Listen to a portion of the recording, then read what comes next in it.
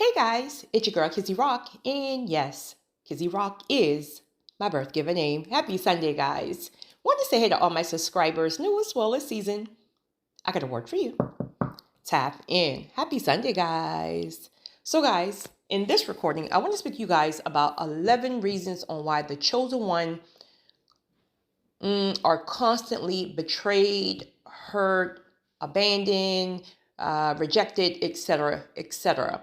Now, I have 11, but if something else pops up in my spirit, you may see a different number in the title. We shall see. So, as a chosen one, you guys know, my chosen ones here, you guys know that at the end of the day, we are only vessels. We are vessels who are being used for whatever specific assignments that God have in your life, right? We all are used differently and in different ways. But ultimately, as a chosen one, you're called to people, right? You're chosen. You're a chosen vessel. So you're called to people in some kind of way. But what happens, right? The chosen ones are a very, very small percentage of people. So when you look at the numbers, right? Take 10% chosen ones. Those are my numbers. Let's take 90% of just your regular people, right? I guess. I don't know. If 90% is just regular people, right? And they're not chosen, right? Because as the chosen one, like your spirit is pure, right? There's so much within you that the average person does not have. So what's going to happen, right? Most people are going to hurt you. Most people are going to betray you. Most people are going to somehow lie, scam, manipulate, etc., etc. You're a chosen vessel. There's light, there's favor. So here you are, your little 10% of people going into a world of 90% where, and it doesn't even mean that these people are evil, right? People are just people. So people have their own motives, their own intentions. Remember, the chosen one are selfless. God made us selfless. Most people are selfish. So it's not even that they are evil. Of course, you have those ones, but many times it's just they're going to put themselves first. And here go the chosen ones, right? Typically, we would put everybody first and put ourselves last, but that's an unhealed chosen one. That's an unhealed empath. So in this season, there's an acceleration where God is truly requiring the chosen ones to learn to be selfish, right? Selfish is not a bad thing. Selfish is not a bad thing. This is more about boundaries. This is putting yourself first, and everyone else catches the overflow. Where before, many times, chosen people, they pour from empty cups, right? We're pouring even when we're depleted. We're pouring even when no one's checking on us. We're pouring to be sure you're good, but you're not turning around to make sure I'm good, right? There's no reciprocity, right? In this season, God is really, really calling for the chosen ones to become selfish, right? Putting their selves first, and then everyone else catches the overflow. We're still servers, but our cup must remain filled. So let's talk about 11 reasons on why potentially the chosen ones is always hurt, abandoned, betrayed, etc., etc. Number one, you are ignoring your discernment. You are ignoring your discernment. As a chosen one, it is literally innate in you. It's your discernment game is so sharp. God made sure that that's a gift that you have because you will need it if you're out here dealing with all these wolves as a chosen one. Okay, so when you meet people from the very first time, right? And sometimes, I mean, it may take a little bit, it just depends on how, but either which way, at some point, God alerts you very, very early on. And truth of the matter is, you may not have all the intricate details, but there's a red flag that's popping up that says, move slowly, right? You don't have the spiritual release yet to do this, to go here. There's no release yet, right? If you don't have the okay, If you don't have the purity in your spirit about a person, place, or thing, do not ignore that discernment. So a lot of the times what chosen ones do is they ignore the discernment for their own reasons. I mean, it could be a number of reasons why, but typically you're going to get burned. As a chosen one who've always had the gift of discernment, even though I couldn't articulate it very early on, I always knew from the jump, from the first conversation, God shows me you. No matter what you say to me, I already know you inside out. We'll never speak on it, right? Until I'm given the okay, but I see you before you see me. If you're a chosen one, if you've ever been burned, betrayed, and burned really bad, think back. Think back. Be honest with yourself. Take accountability. Did you ignore your discernment? For me, I can say maybe twice in my life, maybe 3 times. 3 times in my life, which is not a lot. 3 times in my life that I've ever been betrayed or burned badly. Each time I ignored the discernment, but it was there. I ignored it. So now I don't play with discernment. Number 2, you are relinquishing your power, right? There's a power within you, especially once you start climbing spiritual levels, right? Level to level, glory to glory. When you've been through some storms, honey, some attacks, honey, right? That power increases. You are ignoring the power that you have to cast down certain things. Let it be your flesh. Let it be the spirits and the other people that's operating behind them, right? You got to use your power. You got to use your power.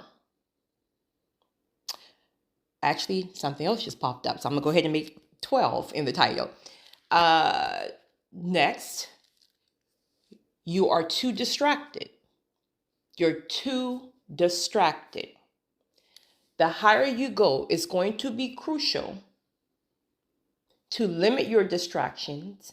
And most importantly, when the Holy Spirit alerts you that you're too distracted, meaning you're so all over the place because you're all excited about this, or your flesh is all entangled with this, like it's all new, it's exciting, it's fun. You're distracted. You're not even tapping in like you typically tap in. You're not praying. You're not reading your word. You're not connecting in nature. You're all over the place.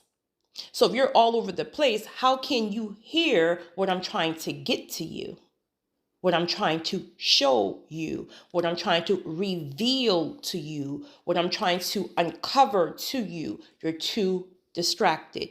It takes major discipline when God is trying to reveal to you about a certain situation. Maybe you're on assignment or whatever. You're too distracted. When you get that conviction, you got to pull back, right? You got to pull back, get back in alignment, discipline.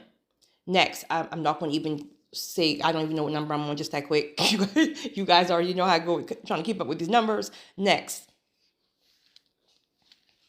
you don't want to rock the boat. You don't want to rock the boat. This can be for a number of reasons. Some people are just more, more laid back, more, they don't like this can be an example of someone who had maybe a childhood where there was like a lot of domestic violence and fights and things like that. So they don't like rocking the boat, right? They don't like ruffling feathers. So if I bring something to your attention, whatever that may be, if I bring it to your attention, is now going to cause some type of disagreement. It's going to cause some type of strife. And I don't want to I don't want to rock the boat. So I'm just going to ignore everything I see, even though it's hurting me, even though it's disrespecting me. I'm going to ignore that because I don't want to cause any tension, right?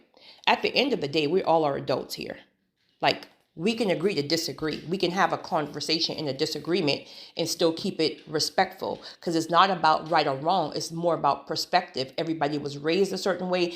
Everybody moves a certain way. You may have character in one area and this person doesn't. So some things they may be doing is affecting you and they don't even know it, right? We have to bring it to their attention. So you are afraid to rock the boat. Next, you are in a, honey, this is the truth, right? You are in a low season, or they caught you when you were in a low season. You were not spiritually filled. You took some kind of attack. You went through some, you were at a low season, honey.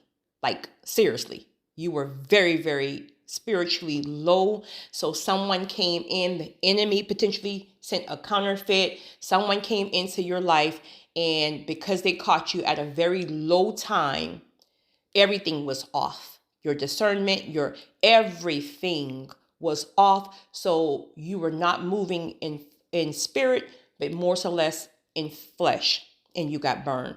Next, you're moving with flesh over spirit. Flesh over spirit, meaning what you want. Yes, she's fine. Yes, he's fine. But God already showed you in spirit something is off.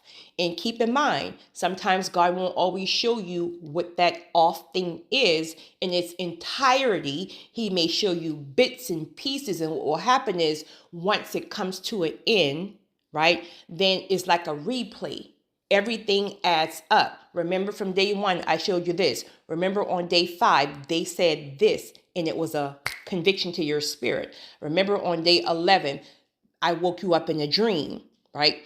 Remember on month 3, so he'll bring it all together. And so this is why it's very easy. Well, not really easy, but it's okay when the chosen ones walk away from assignments, because there was something all along. And truth of the matter is, most times we were giving them certain things, right? Hoping that they would pick up on the clues of what we already know, right? Because see, in their mind, they're moving in flesh, right? Carnal type thing.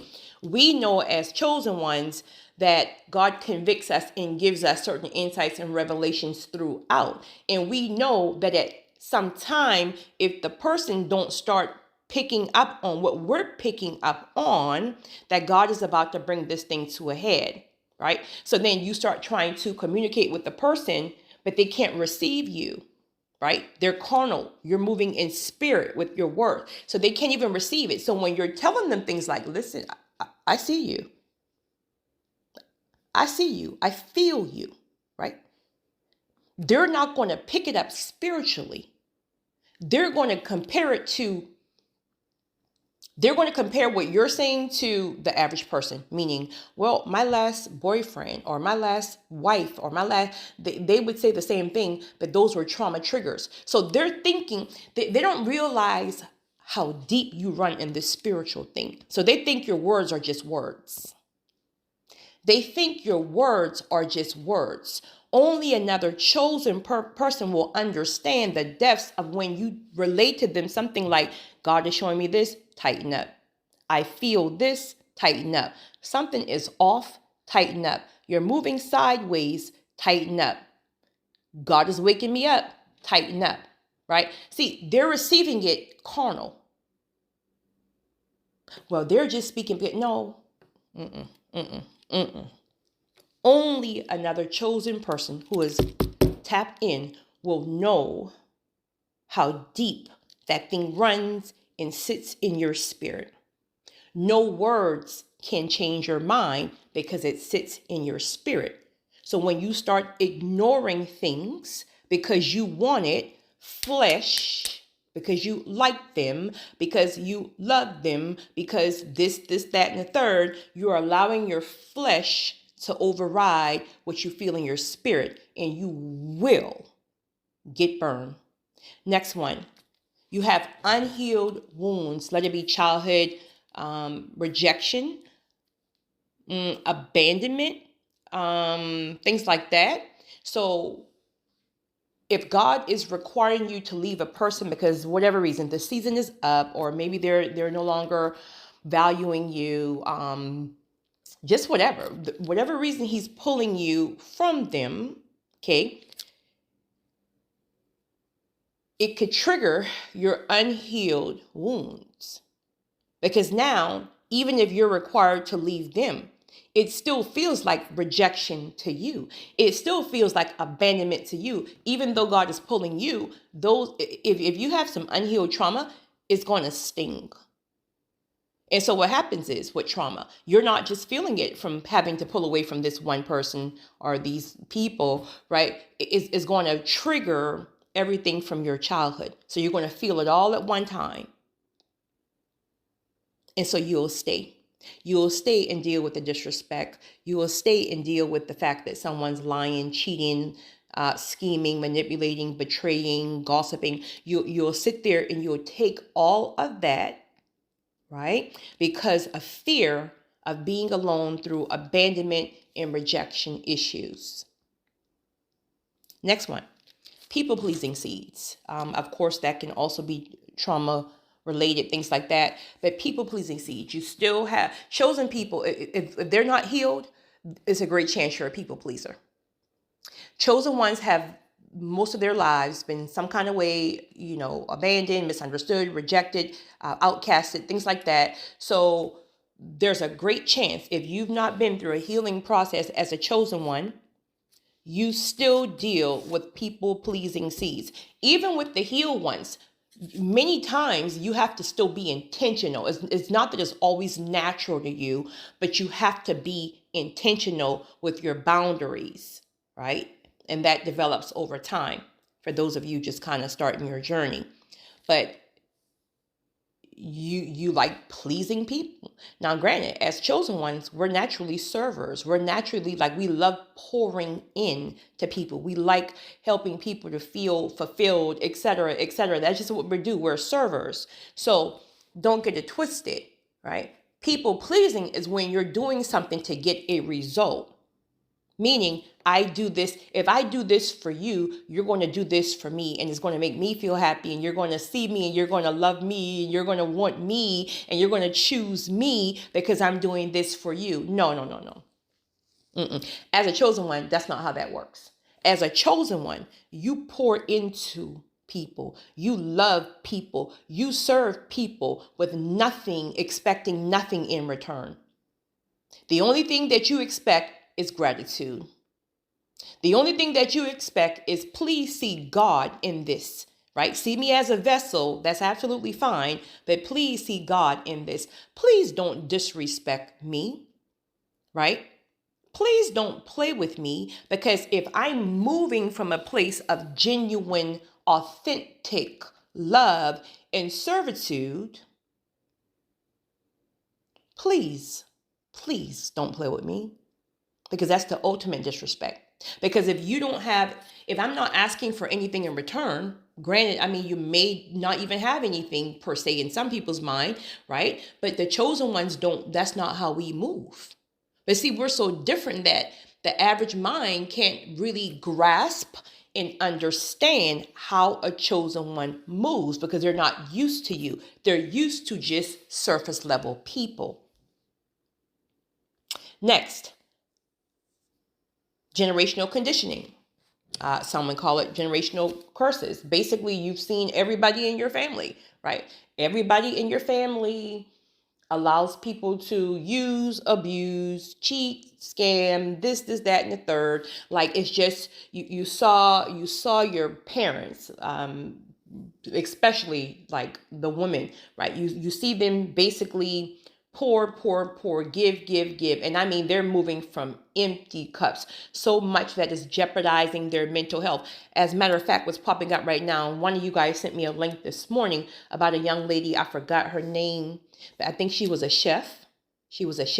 And she literally posted, I think it might have been Instagram or on her social media, how tired she is. She kept stressing, I'm so tired. I got to take 3 days off. I'm so tired. And she passed away. I think the next day or something, or that same week, she passed away. Do you know, in her comment sections, when she first posted, I'm tired, I need a break, I'm just overwhelmed, I'm overloaded. The minute she posted that, under her comment section was, will you be at work today? Are you coming here today? Or will you be here? Or you say you're coming, I'm going to still see you. Will you still? And she's saying, yeah, in the comment section to somebody, yeah, I'll be there. Yeah. Listen.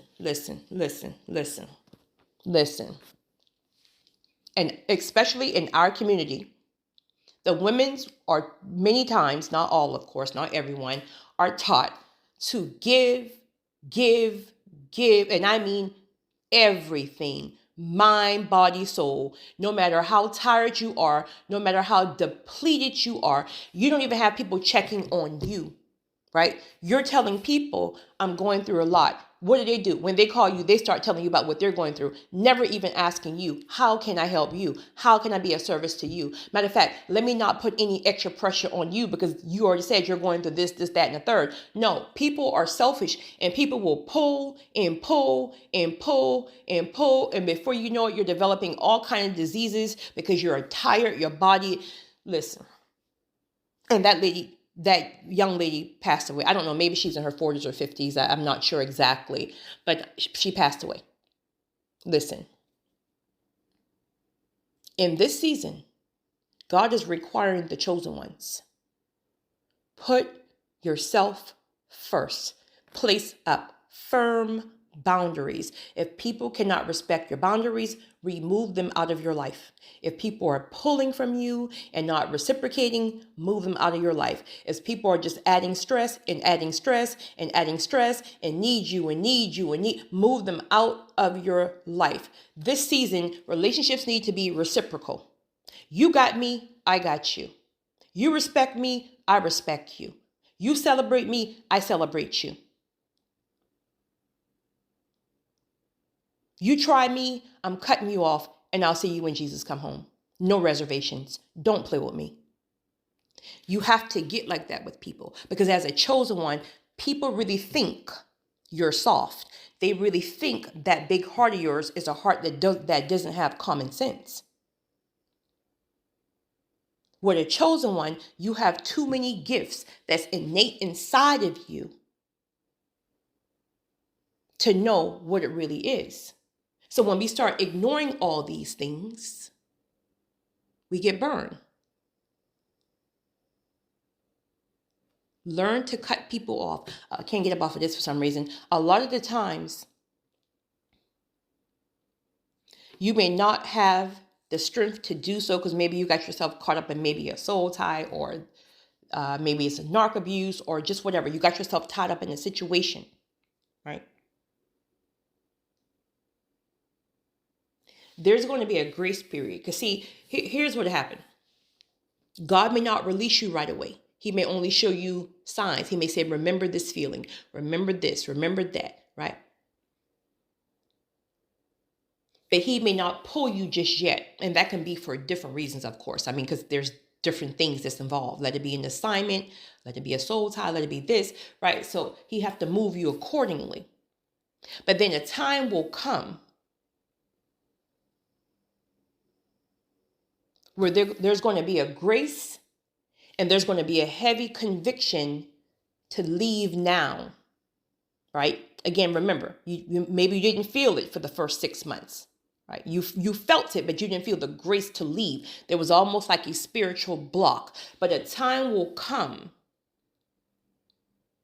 where the release will be clear as day in the spiritual realm. It's like a guard gate going up, right?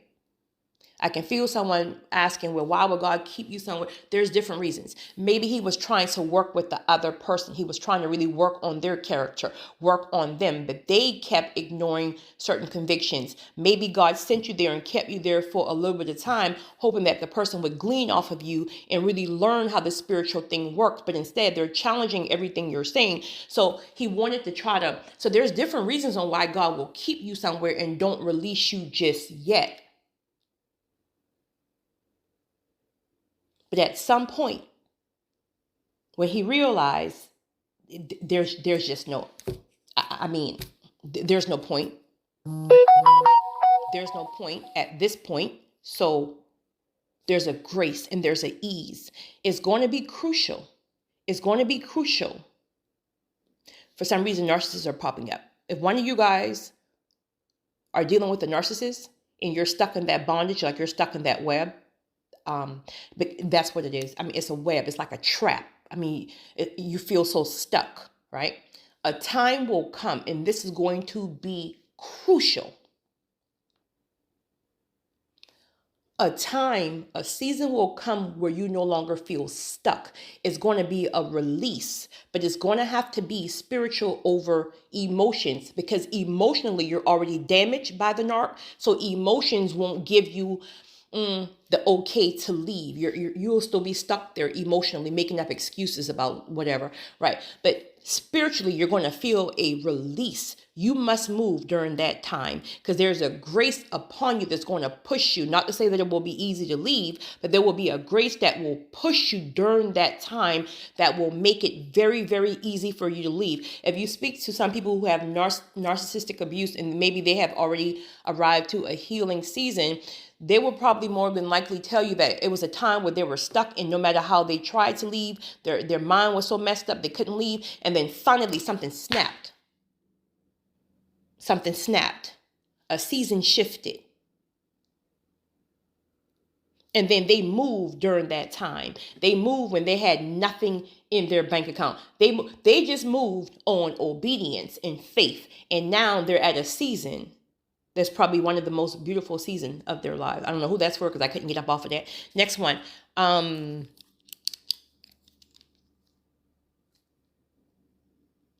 need for you to see what's next. A need to see, okay, if I leave this friendship, if I leave this relationship, if I leave this partnership, whatever, right? If I leave it, I mean, what's next? Because I don't see a new man yet. I don't see a new woman yet. I don't see a new friend yet. I don't see a new job yet. That you can't. That is not how the spiritual realm works. You have to move when God says move, even when you don't see it. You're going to have to jump just because you feel God is telling you now is the time. Jump. I got you. You don't see nothing. You don't see nothing. You're just trusting his word. You're trusting that he's going to catch you. I won't say most times, but I'll say most times for myself. I don't see what's on the other side until I take the jump. It's almost like if I stayed planted, I would have never seen certain things manifest. Through God, I'm allowed to receive it. Next. I think I only have two more. You are moved by words. This is going to be more so less for my good sisters, my beautiful, sexy sister. Well, I don't want to say sexy, it's Sunday. Honey, you sexy on a Sunday. You are moved by words. Well, I can't say that. I guess some men can be moved by words, like especially like if he's crazy about that woman, like, honey, she can be telling you she love you, honey, and this lady done disappear for 3 weeks and come back and put all those words on you, and among put some other things on you, honey, and you believe in them foolish lies. You know they're lying, right? And you believe in the lies, honey. So you are moved by words, but particularly more women, because if it's men, in the case we're speaking about, men know that women are moved by words. So they're going to tell you everything you want to hear. They're going to tell you you're beautiful, right? They're going to tell you they love you. They're going to tell you that you're the best thing that ever happened to you. You go, oh, I knew the Lord sent you, right? All that foolishness, right? And granted, sometimes it may be true, honestly, really. But I'm speaking about people who, just whatever. You are moved by words. Sis, please let actions show. If a man loves you, hear me and hear me well. He is going to move mountains to be with you. He is going to move mountains to spend time with you. I don't care how busy he is. He's going to move mountains to spend time with you. He will be intentional about correcting certain behaviors that make you uncomfortable, even if he don't even understand it, because men don't, like, we're all emotional, so something could be bothering us and they may not understand why it's bothering us, but the fact of the matter is that it's bothering you. He will be intentional about correcting that particular behavior just because he wants to see you happy. Stop falling for words. When it comes down to men, right? Men put their time in the areas that they value, right? That can be family. Of course, that's not for all men, but for chosen traditional time. That's going to be family. That's going to be their purpose and calling, their jobs, and the woman that they quote unquote claim to love. Stop falling for somebody every 2 minutes because they tell you you're beautiful, or they tell you that they love you, or that you're the best thing since, I don't know, what's the saying? Sliced bread? Homemade bread? What's the saying? You're the best thing since sliced bread. I don't even know, honey. Please stop falling for the foolishness. If I had a penny for every time I've heard, the Lord says you're my wife. I love you. You're so beautiful. You're so this. Your spirit is amazing. Your personality is everything. I just love being around your spirit. Your spirit is so beautiful. And granted, I'm not saying that it's always wrong. In fact, it's not always wrong. But for the most part, how you determine who is really honest with their words, their actions will show. Stop falling for words. As a chosen ones, when word is given to you, they need to literally fall off you like water in oil, just rolling up off of you. Wow, you're beautiful. Oh, well, thank you. All glory to God. Keep it moving. Don't let that stuff sit up in your spirit and you smiling for the next 5 minutes because it's man. No, ma'am. Thank you, sir. I appreciate you. And you're just as attractive. Have a great day. Go on about your business. Stop falling for words. In fact, that should be a very clear indication of some things.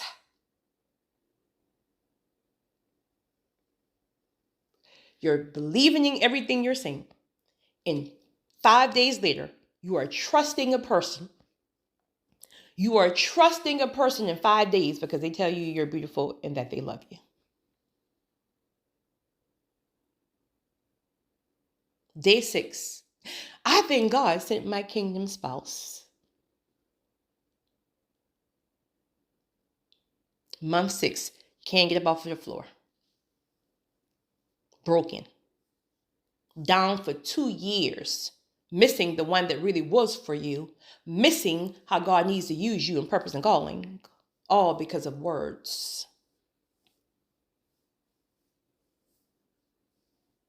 Find somebody else to do it. Last one.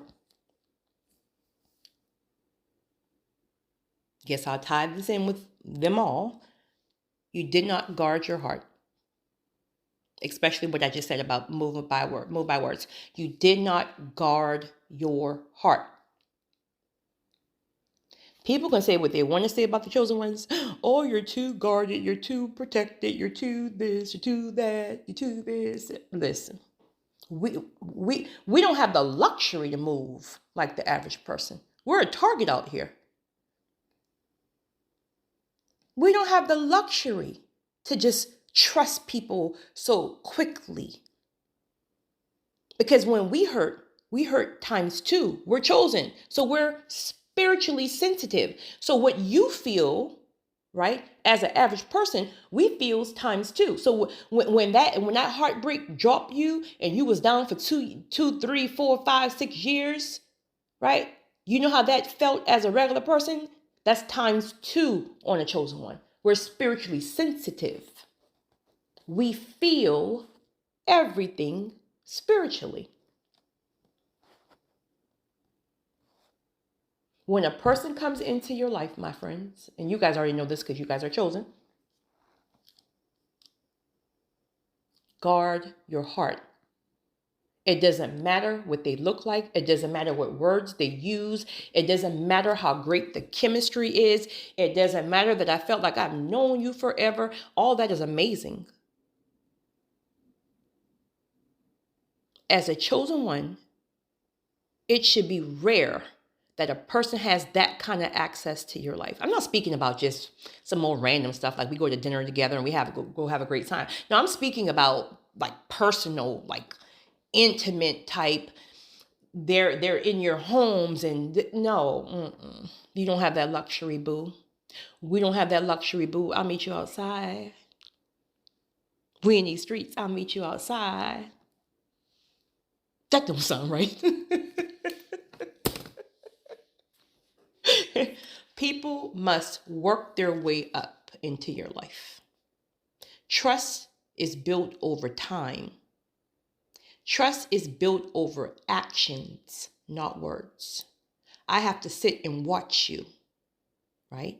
Not even me per se, because I ain't got time for that. I'm not about to sit here and watch you, right? I ain't got time. I ain't got no time for that foolishness. Whatever you're doing, God's going to bring it to me, right? However you move, God's going to show me. He's going to tap me, right? He's going to say, stay on point. I'm going to come back and I'm going to tell you when the release is here. Close your mouth in the meantime. This one ain't right. That one ain't right. This one, that the chemistry is fire. Yeah, it's fun. Spirit ain't right. Mortals ain't right. Intentions ain't right. Tighten up.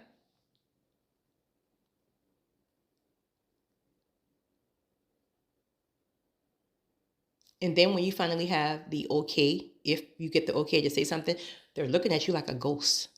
How did you know? How could you know? Child, find somebody else to play with. Stop playing with the chosen ones. We're too tapped in. We're vessels. We hear from God directly. We have a direct line. Well, the Holy Spirit, you get the point here. But we don't need no 8, 9 people to give us no. We're not running around here looking for confirmations from a person and this, that, and the third. Yeah, sometimes we got to get, but we already have our soul tribe for that, right? But we're not out here trying to get no 20 confirmations and 20. No, child, no, we see you better than you see yourself. You guys have a great one. Happy Sunday, guys. It's your girl, Kizzy Rock.